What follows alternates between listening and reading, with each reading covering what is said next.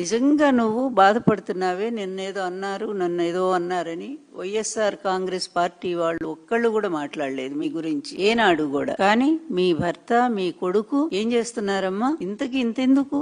ఇప్పుడు మీరు కాదన్నా అవునన్నా మీ తల్లిగా నన్ను స్వీకరించినా స్వీకరించకపోయినా తల్లి స్థానంలో ఉన్నదాన్ని నేను. ఎన్టీఆర్ గారు కొన్ని లక్షల మంది జనం ముందు మరీ ప్రకటించి వివాహం చేసుకున్నటువంటి ఒక ధర్మబద్ధమైన భార్యని నేను. ఆమెను ఉన్నాను కదా. ఆ రోజు నుంచి ఈ రోజు వరకు కూడా నా క్యారెక్టర్ అసాసినేషన్ ఎంత దారుణంగా చేస్తున్నారో నీ భర్త దగ్గర నుంచి నీ కొడుకు. మొన్న కూడా ఎవరినో కూర్చోబెట్టి నా మీద 60 ఏళ్ల వయసులో నన్ను అవమానం చేశాడే. మరి ఒక్కసారి నిజమైన తల్లివైతే, నిజంగా స్త్రీ అని చెప్పి నువ్వు బాధపడతా ఉన్నావే, సాటి స్త్రీల బాధ గురించి ఆలోచించాల్సిన అవసరం నీకు లేదా? నీ బాధ నీ ఒక్కదానికైనా? నువ్వేమైనా ప్రత్యేకమా?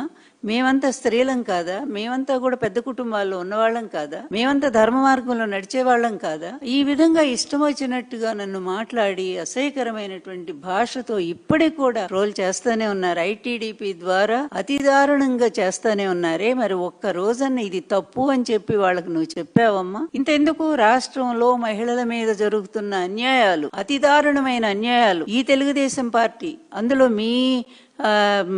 నీ భర్త చంద్రబాబు నాయుడు గారు ముఖ్యమంత్రిగా ఉన్న ఈ సమయంలో, అలాగే నీ కొడుకు ప్రకటించబడినటువంటి ఒక ముఖ్యమంత్రిగా పరిపాలన చేస్తున్నటువంటి ఈ రాష్ట్రంలో ఇప్పటి వరకు కొన్ని వందల మంది మహిళల మీద అత్యాచారాలు, అఘాయిత్యాలు, అదే విధంగా వాళ్ళ మీద దారుణంగా అవమానించటాలు, ఆఖరి బట్టలు తీసి రోడ్డు మీద మీ తెలుగుదేశం వాళ్ళు కొడతా ఉంటే ఇంతవరకు ఒక్కళ్ళన్నా నీ భర్త గాని నీ కొడుకు గాని వాళ్ళు ఇది తప్పు, ఇలా చేయకూడదని వాళ్ళ మీద కేసులు పెట్టించారా? ఒక్కడినన్నా అరెస్ట్ చేయించారా? పసి కోనలే, మైనర్ తేలినటువంటి చిన్న చిన్న బిడ్డల మీద అత్యాచారాలు చేసి చంపేశారే, వాళ్ళు అసలు వాళ్ళ మీద కేసు ఎక్కడైనా ఉందా? ఏమ్మా భువనేశ్వరి, ఒక్కసారన్నా నీకు ఈ మహిళల బాధ గోడు వినిపించదా? వాళ్ళు చిన్నవాళ్ళు, నీ స్థాయి అంత ధనవంతులు కాకపోవచ్చు, మీలాగా ఓ పెద్ద మహానుభావుడైన ఎన్టీఆర్ కూతురు కాకపోవచ్చు, కానీ ఆ తల్లిదండ్రులకు పుట్టినటువంటి ఆ సంతానాన్ని వాళ్ళు అపురూపంగా పెంచుకుంటారు కదా. ఆడబిడ్డల్ని ఎంతో మర్యాదగా ఉండాలని కోరుకుంటారు కదా. ప్రతి ఆడబిడ్డ మర్యాదే కోరుకుంటది.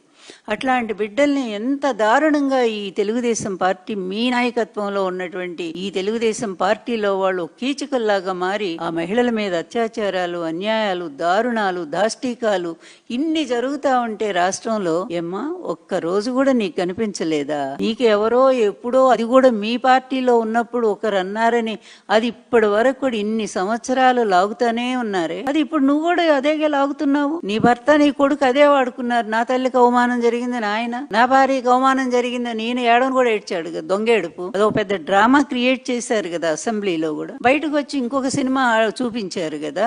అప్పటి నుంచి ఇప్పటి వరకు ఎలక్షన్లో అది వాడుతూనే ఉన్నారు కదా. ఇంత నీచంగా స్త్రీని, తన భార్యని ఒక బయట పెట్టి రాజకీయ ప్రయోజనం కోసం ఈ విధంగా వ్యాపారం చేస్తున్నటువంటి నీ భర్త ఎంత దుర్మార్గుడో, నీ కొడుకు ఎంత నీచుడో, మరి నీ పెంపకంలో ఎందుకు ఈ విధంగా తగలడ్డారో కూడా మాకు అర్థం కావట్లేదు. అంత నీచంగా బిహేవ్ చేస్తూ ఆడవాళ్ల మీద కనీస గౌరవం లేనటువంటి నీ భర్త, నీ కొడుకుని దండించాల్సింది పోయి నీకేదో జరిగిందని చెప్పి ఇప్పుడు వచ్చి బయట మాట్లాడుతూ ఉంటావా? ఇది న్యాయమేనా? ఈ ప్రశ్న మిమ్మల్ని వేస్తున్నాము. ఈ రాష్ట్రంలో జరుగుతున్న ఆడబిడ్డల మీద జరుగుతున్న అన్యాయాల గురించి ఒక్కసారి మాట్లాడండి. నాకు జరుగుతున్న అన్యాయం గురించి ఒక్కసారన్నా కనీసం ఎందుకు ఆమె జోలి పోతారు అని ఒక్క మాట మీరు ఎప్పుడన్నా మాట్లాడారా సపోర్ట్ గా?